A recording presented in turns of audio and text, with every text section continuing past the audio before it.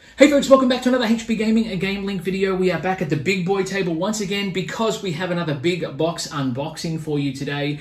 We are going to be breaking through the language barrier, working together with some international astronauts and trying to avert imminent disaster as we unbox Intrepid.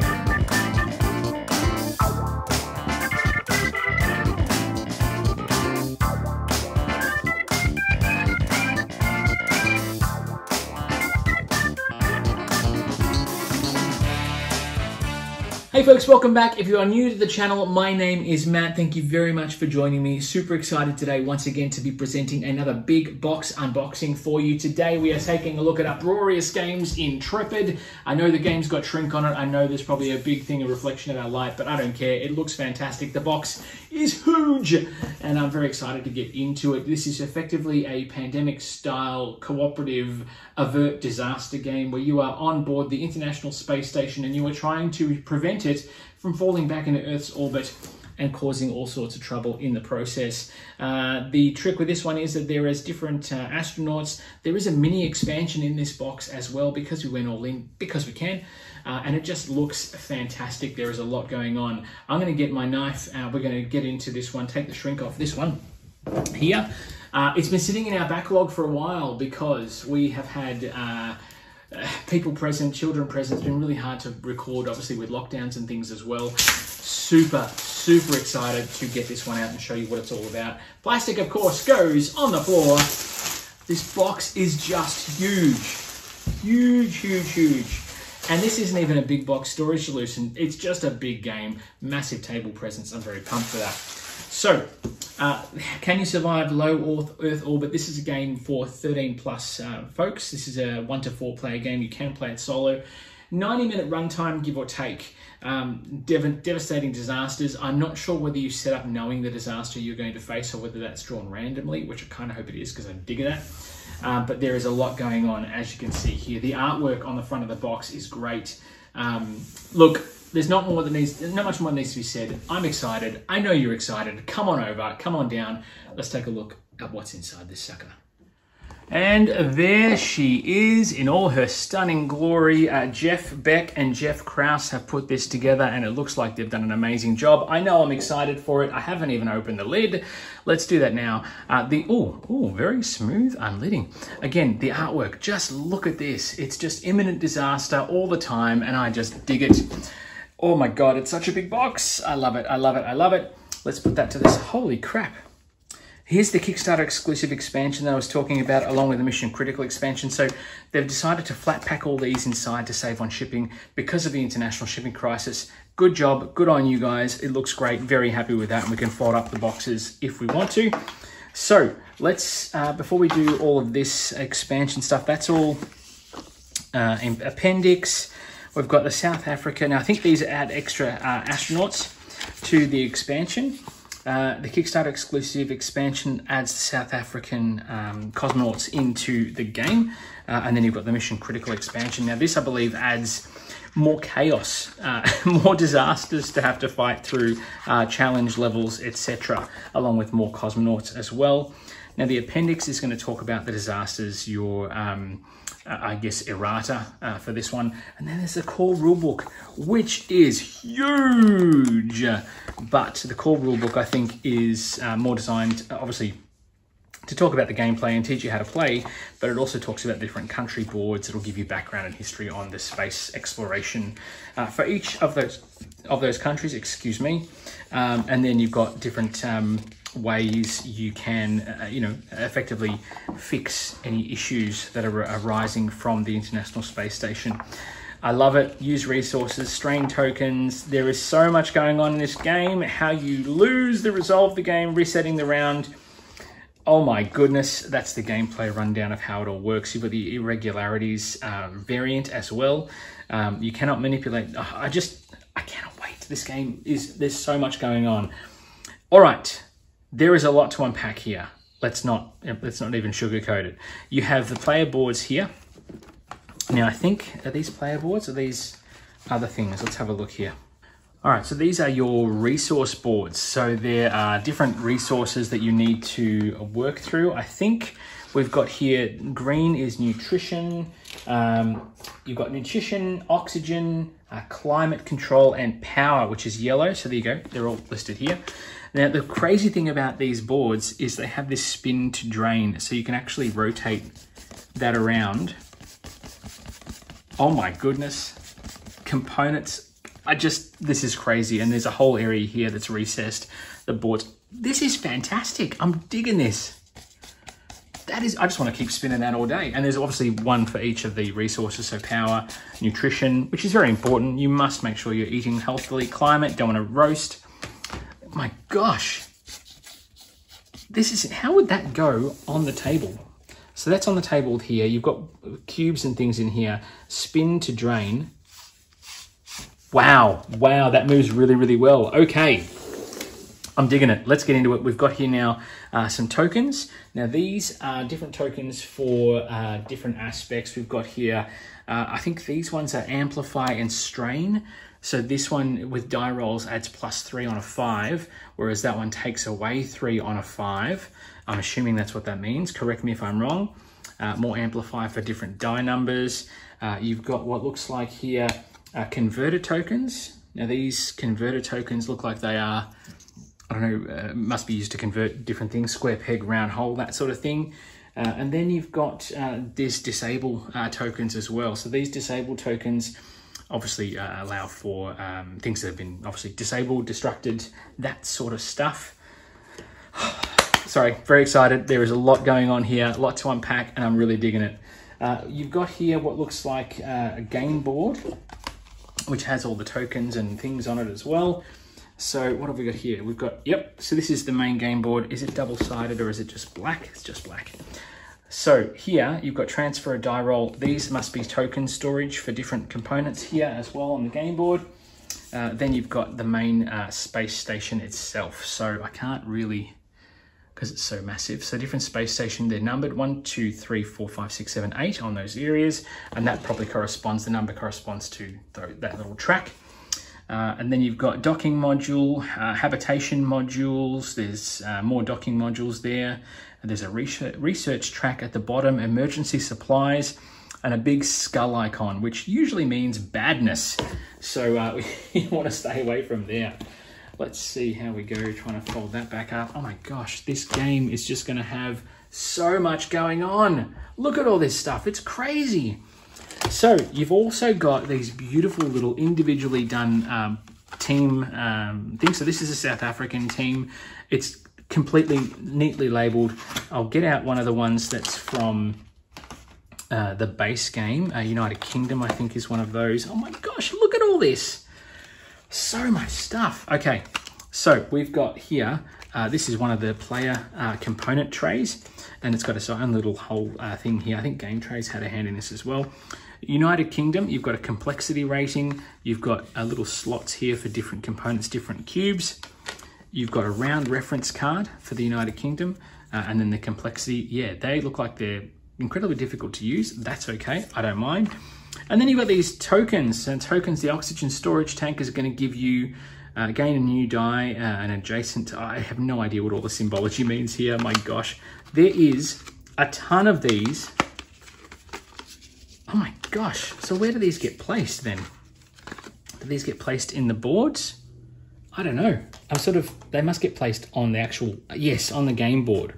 So you must be able to add different modules to different aspects. For example, like they'll fit on that track there, for example, and you can add in things to increase or decrease your resource management, but you're all working together, obviously. Now in here, there's also, there's just, the tiles are double-sided. There is so much going on in this game. It is a Game Trays. Wow. Oh my gosh, I just lost it a little bit.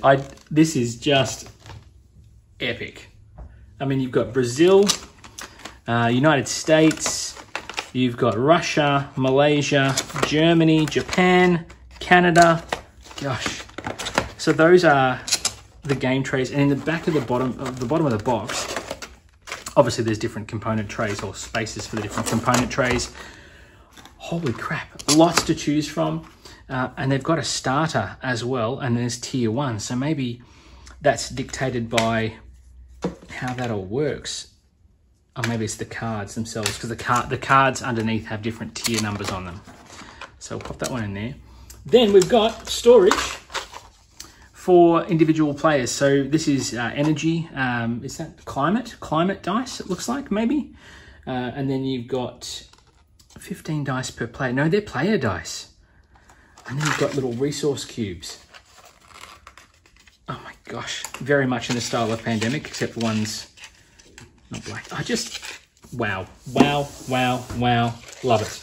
I'm disappointed that it's taken me this long to unbox. So the 1 pip is obviously some sort of symbol to colorize just the player marker or research. They all work. They all look fantastic. I love the pip color. The dice themselves are like a gray, and then the pip color obviously denotes the player color, so you know exactly.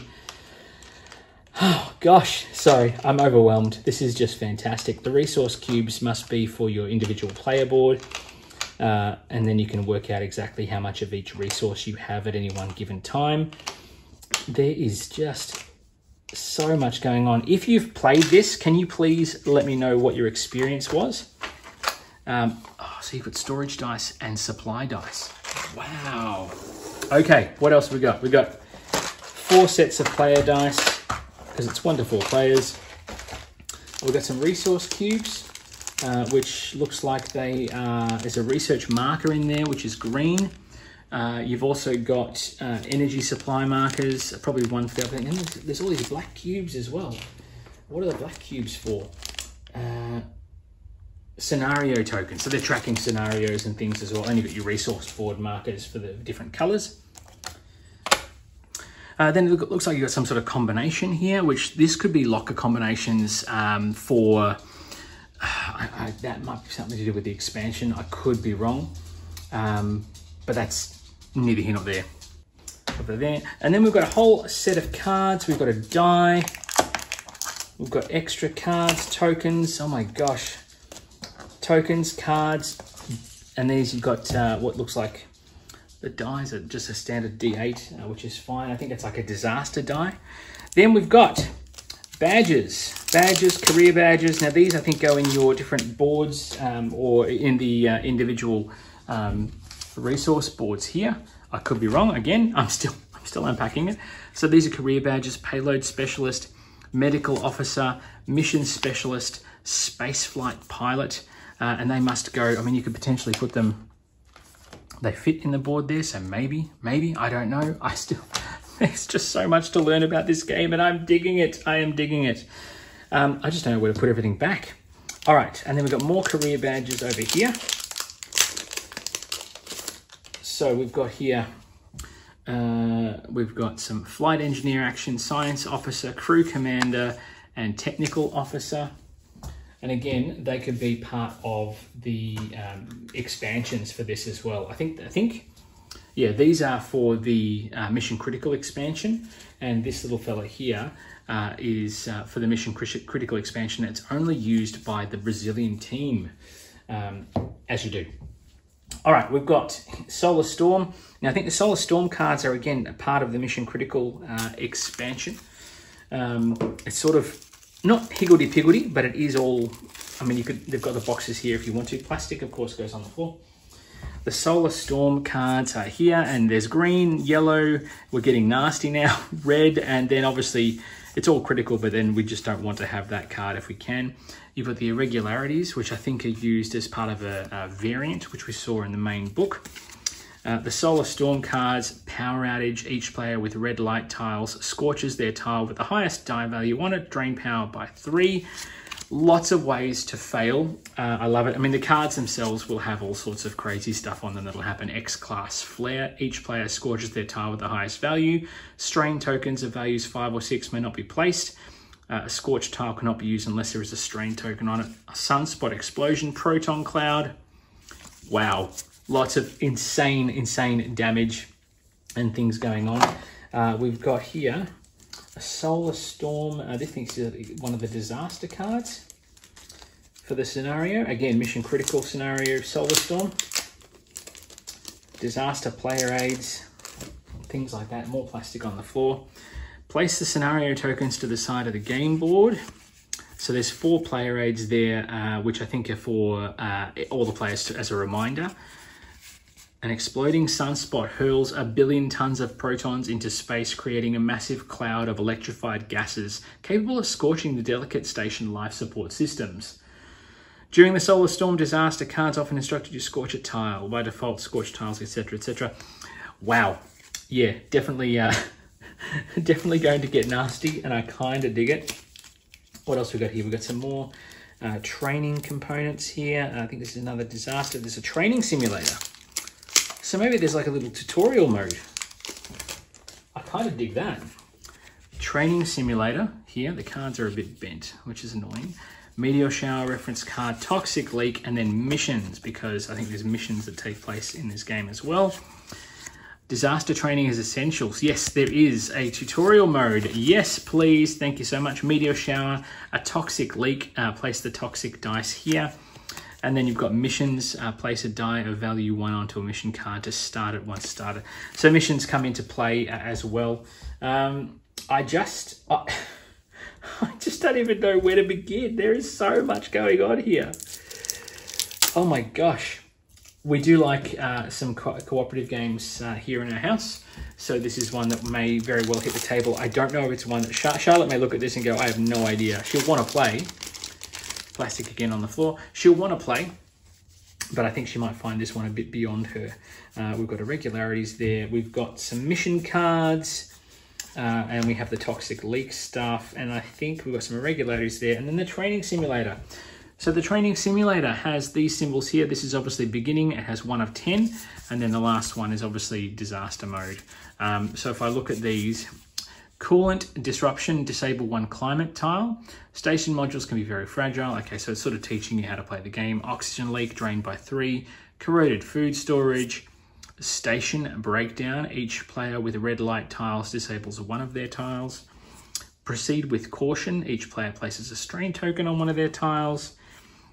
Power spike, drained by 5, disable all docking modules. Station impact, roll the disaster die 3 times, place 2 scenario tokens on each tile and corresponding rows. Noxious gases, never exciting. Station fire, each player destroys 2 of their tiles. And then you've got the toxic leak, which is again one of those modules that can, or disasters that can befall you, along with the irregularity cards. Feeling drowsy, each player with red light tiles disables 1 of them. Nausea, cold sweats, throat swelling, clogged filter, muscle spasms, shallow breaths. So fix the toxic leak or you will all die and the station will collapse out of orbit and start crashing into the Earth. Oh my gosh. There's a lot of pressure to make sure you do the right thing. And then of course there's a meteor shower, which is what's on the cover of the box. Roll the disaster die 3 times. After each roll, all tiles in the corresponding sector are hit. Wow, I don't want to look through those. I don't want to spoil the surprise as I play through the game.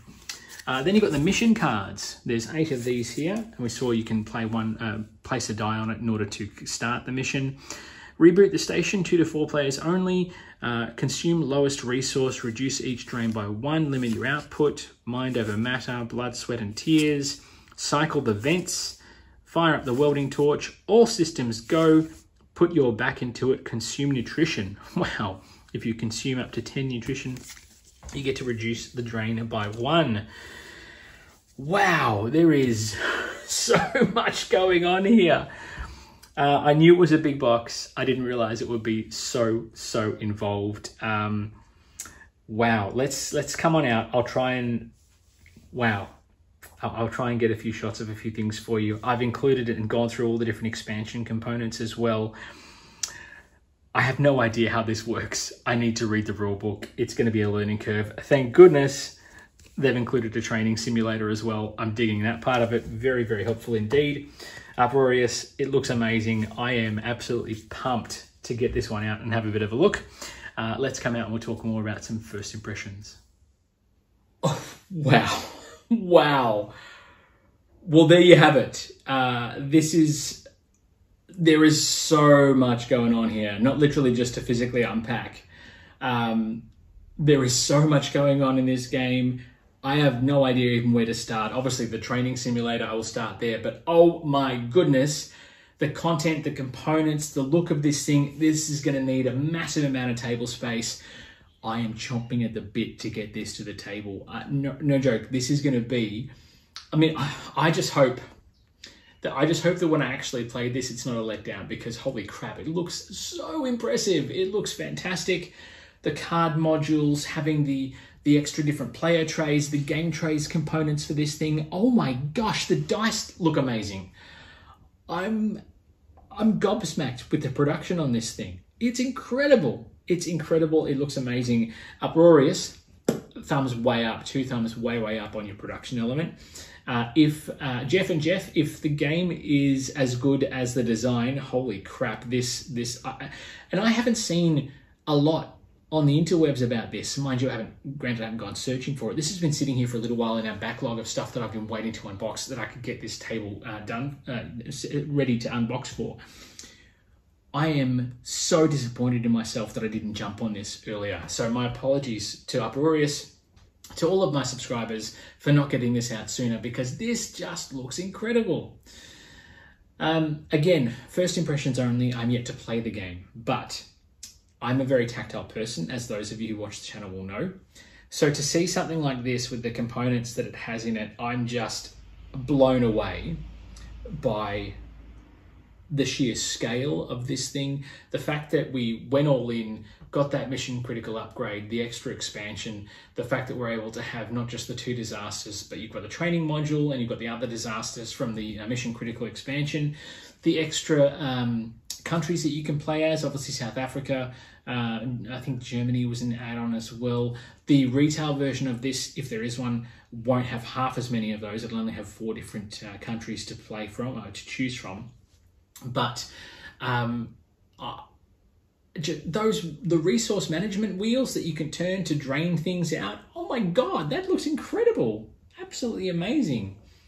I know that if we ever do a playthrough for this one, we're going to need a camera in the roof, because we're going to need the entire table space to actually showcase it, but I love it. Look, I don't have much more to say about this other than I'm just gobsmacked by the sheer production elements on this one. I am very excited to get it out and actually give it its due course and play through.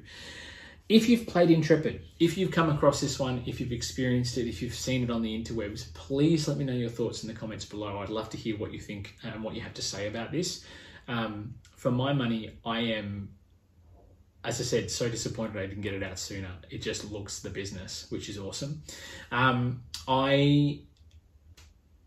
idea of doing a pandemic game set in the ISS, the International Space Station, just always intrigued me, and that was the hook that got me in. But oh my god, it looks so complex. The rulebook, the setup alone looks like it's 3 pages or something. So it's involved, but I'm not unhappy about that. I do like a game that I can really sink my teeth into, and Intrepid obviously is going to have that in spades, I hope. I will give you a full battle report once we get it to the table and give it a bit of a rundown. There will be a review on the horizon as well. Thank you once again to our Patreon subscribers for allowing me and my family to do all the crazy stuff we do. We do enjoy our games here, and we hope that you continue to enjoy all the early access you guys get. Thank you. We appreciate it. Chef's kiss for you guys. Thank you to everyone else. If you haven't already, please click that subscribe button and you can stay in touch with us whenever we post any new content to the channel. And by all means, if there's something you'd like to see, if you have questions about Intrepid, please pop them in the comments below. I will get back to you when I get a chance.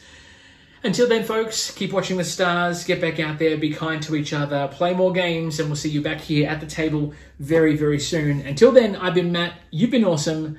It's bye for now.